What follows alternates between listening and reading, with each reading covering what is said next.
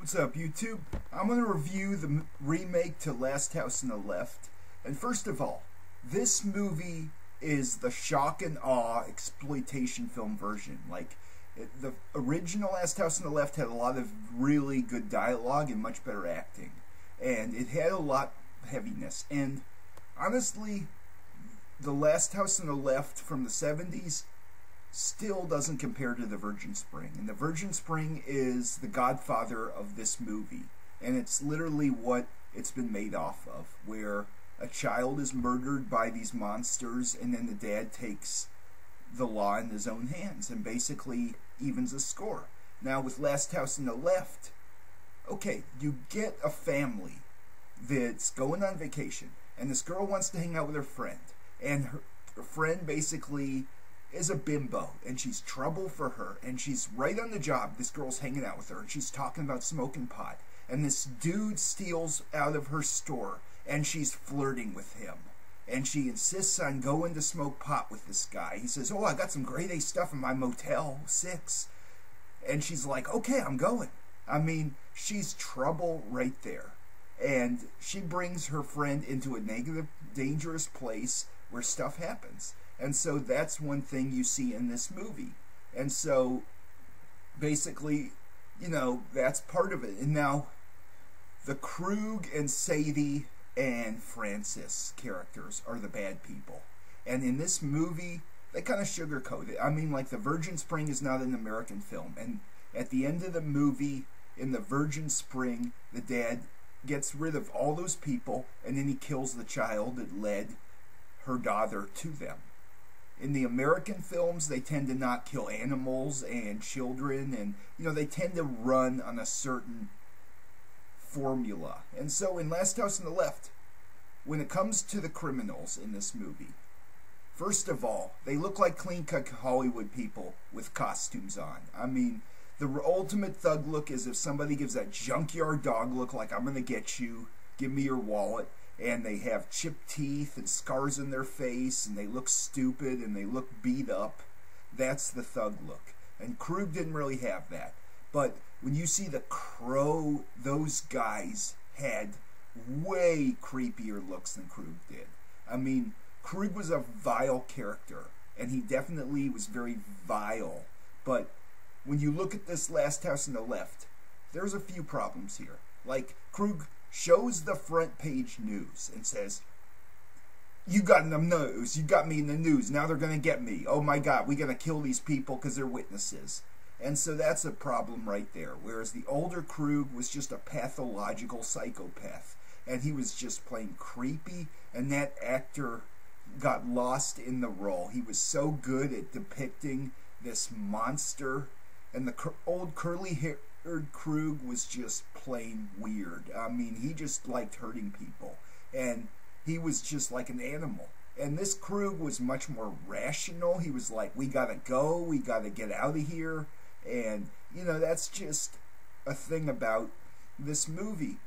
They maybe wanted to make it a little different, but they could have done better, and they could have picked a better looking Krug for the role. I mean, this Krug was a little too clean cut, and his face was cleanly shaven. How is his face going to be cleanly shaven when he's in jail and out in the road? I mean, and Sadie had this wannabe goth personality, and Francis was wearing weird metrosexual shirts. They did not look like the role.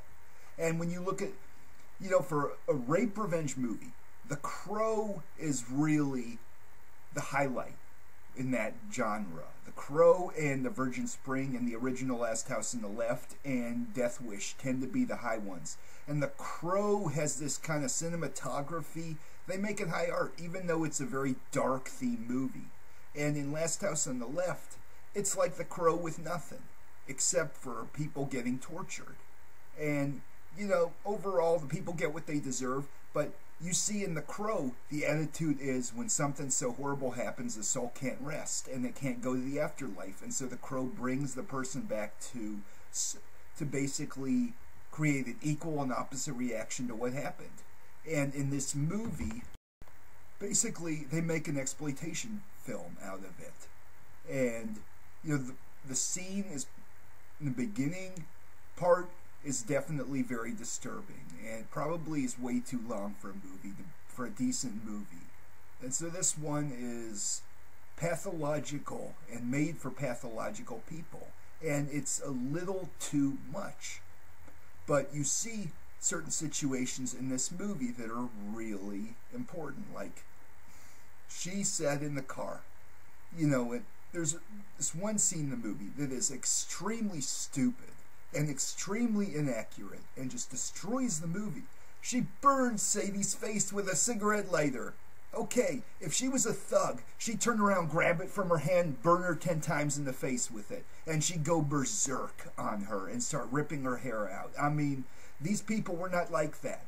They were way too controlled. And, this is where, you have, like, Krug talking about how we got to get rid of witnesses. But, okay, despite that, they were sadistic. And Krug really enjoyed killing those 2 people that were transporting him in the beginning. And Krug did gloat to the dad. And there is one good side to this movie, and that is that, the parents did not win in the fight against Krug and Sadie, really. I mean, the wife shot Sadie in the head right in the nick of time, and Krug got knocked out when she got up behind him. But Krug was killing that guy. And Krug was an animal. And he was a monster who'd probably fought people in prison. And so he was just a complete psycho. And he enjoyed fighting. And this is where, he could take people apart like that. But, in the beginning of the movie, you see another part. And her friend Paige lost it in that motel. And she started freaking out. And, the smart thing for her to do would have been to calmly act like she's working with them, and then turn around, stab him in the back when you have the chance. That's the better way of dealing with it. But she kind of freaked out and lost it. And then in the woods, she's trying to stand up for her friend, but it's too late because there's nothing she can do. And, they kill her off in the movie, but you see, the Crow is way better because those villains are pathological. Every other second, they're snorting cocaine and shooting guns and pulling them out and fighting each other and always arguing, and they're so callous and stoic. They have no regards for others whatsoever. And you see the bad guys in the movie Funny Games. Those guys are pathological, very ritualistic, and they're extremely domineering, and they love to get control of somebody else and torment them. And that's the element that the previous Krug had. He had kind of a psychopathic personality to him, and he was obviously antisocial, and he probably was, more on the more disturbed, disorganized type, because he was just a spur-of-the-moment kind of person, and he would lose his temper at the drop of a hat. And when you saw that movie, he forced his son to use drugs, and forced drugs on his son to get control of him and use him to bring that woman to him and bring victims to him. And he was truly a pathological offender. And this Krug was doing stuff that's more on the conventional side, where he's trying to kill to evade arrest, or he's trying to kill to complete a felony, trying to kill witnesses. And so he's more on the organized crime side. And that's the difference between this one. Now, his friend Francis is more pathological, and he seems to enjoy taking control there. And this Francis guy is obviously more into the sadistic rapist type, and he enjoys getting control of people and tormenting them, and he gets a rush out of hurting them. And Krug is more into power assertive type, because he thinks, I can do whatever I want, and you're getting away, you're dead. And that's the power assertive personality. And Sadie is definitely kind of in both of those categories. And she's also in the anger retaliatory category, because you notice how she has disdain for people with a lot of money and talks about people with silver spoons, and she's like a ruthless person when she gets mad at certain people. And, when they're in the house, she says, how many houses do you own? And she's just got an attitude with them. So, okay, now I gotta bash. I just can't help but bash this movie now. Because when they get in the house, Krug is talking about having a dog put to sleep and how his mom's scared of dogs. And he's talking like a loser. I mean, he's a complete loser. They're so sketchy looking, and the way they act is so sketchy. You gotta wonder. And they're just weird, and for the family to let them in, they should have said, well, we'll call the police. I mean, you just don't let strange people into your house at 11 o'clock at night, unless you have a death wish. But, you know, this is where they kind of build up the movie. And in this case, you know, they make a good and bad move. I mean, they were going to get killed by them sooner or later. But, you know, in this movie, like, this is where the Virgin Spring really worked better, because the Virgin Spring had this part where the dad had sent his daughter out to get firewood, and she didn't come back, and so he was worrying, and then he eventually went in there, and that's where the slow part of the movie came in, and it worked perfectly because it led up to the situation. And I didn't see it in English, but it didn't matter because the emotions and acting in that movie are top notch. And this is the low-budget Saw 3 exploitation, get a quick high out of seeing jerks get what they deserve kind of movie. And this one doesn't have that dialogue, and it really doesn't have the acting it could have had. And the older one had better, and now The Crow has the best, I think. Like The Crow and The Virgin Spring are both tied together in this. And Death Wish is a little bit behind him. It's in the middle. You know, it's got good acting by that one guy who's not alive anymore, but he did a good job in that role. But, you know, as they start to make newer movies, they focus on the sadism, and they focus on violence, and they focus more on using appliances and all kinds of stuff in these movies. And they try to outdo each other, like Saw 3 and Hostel and now Last House on the Left are all trying to compete.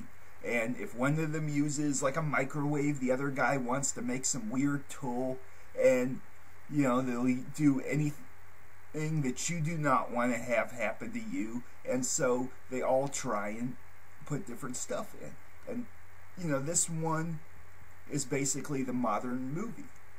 And modern movies tend to have less substance to them. And so you end up with, you know, when he says mother F-worders and all that stuff, you know, that's not exactly what most people would say in a situation like that. They go grab a gun and go in there ready to blow their heads off. And, you know, like in The Virgin Spring, the dad immediately, when he finds out what happened to his daughter, he immediately changes and becomes a different person and is ready for vengeance. And when he finds out those people are in there, he doesn't use a microwave and garbage disposal on them, and you don't hear him screaming, but he does get rid of them, and he makes sure he just gets rid of them with no emotion. You mess with my family, that's it for you. And when he pushes the guy in the fire, that's the conclusion to the movie. And honestly, when I see Last House on the Left all the way through, at the end I'm like, okay, you know, it's not that much of a movie. But The Virgin Spring is made a lot. It's a much older movie, but they actually have way more substance. And at the end of that movie, you know, you end up getting this feel, and you feel like you're there. Last House on the Left just wants to shock. And, you know, Last House on the Left basically is a shock film. And whereas The Crow has high art cinematography, and it takes a horrible theme for a movie, but it does it in such an art that it has a lot of philosophy in it, and the idea that something can't rest. And then you have a nice cop, and you have people becoming friends through that, and it's better. And overall, The Crow really has better acting by far. And, you know, the actors in The Crow are way better. The ones in this movie usually do sitcoms, and they're not as good actors. They usually do sexy roles, which destroys the movie. Because it's, why in the world are you making a 17-year-old girl look sexy in the beginning of the movie? Why are you trying to do that? Why are you trying to show them in skimpy stuff? That's just plain creepy right there. That's a horrible thing for the movie. And why is the assault scene so damn long? I mean, that's pathological, and that caters to pathological people. And that kind of thing in the movie shouldn't have been that long. I mean, that's one thing about this movie that makes it a terrible movie. And the dialogue and everything is just disastrous. And so you see movies with real emotion and where they really have heavier acting, and then you see garbage like Last House on the Left remake. And the remake basically just amps up violence. And so it's still going to be more convincing when the dad goes through the house with the chainsaw. And then, that's it for Krug. And then the cops come in there and he still doesn't want to let go of it because he knows what has happened. And he's still angry about it. And the dad's just a normal looking person, but then when something happens, he becomes a different person in response to it. And that's really the better movie. And that old Krug is so pathological. This guy doesn't look like anything. And it's after seeing the old Krug, this guy looks like an actor. So, that's my review, and thanks for watching.